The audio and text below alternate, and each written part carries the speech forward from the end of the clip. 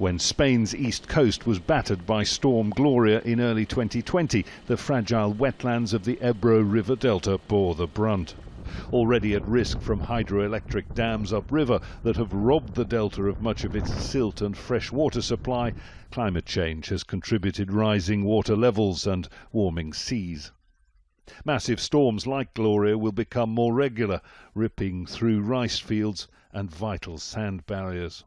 So it's an example of dramatic things that are happening in the Nile Delta or in the Mississippi Delta, and we have this fashion of living at the coast. So that's quite critical because we're having this accelerated sea level rise, and this is a huge impact on the economy and on the society. And the deltas are like the natural labs where you can see these effects in advance before they are happening in other parts of the coast.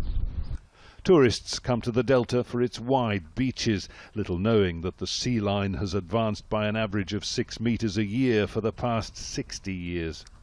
And they come for its abundance of bird life. Most famous are the flamingos. But those who live here complain that successive Spanish governments have ignored the problem. Among them are mussel producers who've had to adapt to changing conditions as their harvests have gradually reduced. The mussel producers say that what they do is environmentally friendly. These mussels are important contributors to the marine ecosystem, and the beds around here are effective tools for carbon capture, the mussels drawing out large quantities of CO2 from the ocean in the production of their shells. The problem is that the environment here in the delta is becoming increasingly unfriendly, and they're operating, they say, at the absolute limits of economic sustainability.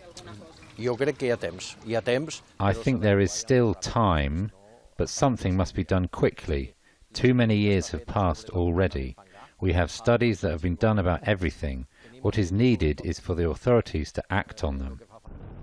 Possible solutions include supplementing the supply of river sediment to prevent coastal erosion and rebuilding sand defences. For the inhabitants of the town of DELTEBRE, whose homes regularly flood, their livelihoods inside the delta ever more precarious, action is urgent. The farmer who loses his rice field loses his livelihood. The person who loses his home near the beach has to move, so we could end up being the first climate refugees in Europe if public action is not taken. All life in the delta is at risk. Underprotected, over-exploited, a delicate tussle between river and sea, and the sea is winning. Jonah, Al Jazeera in Spain's Ebro Delta.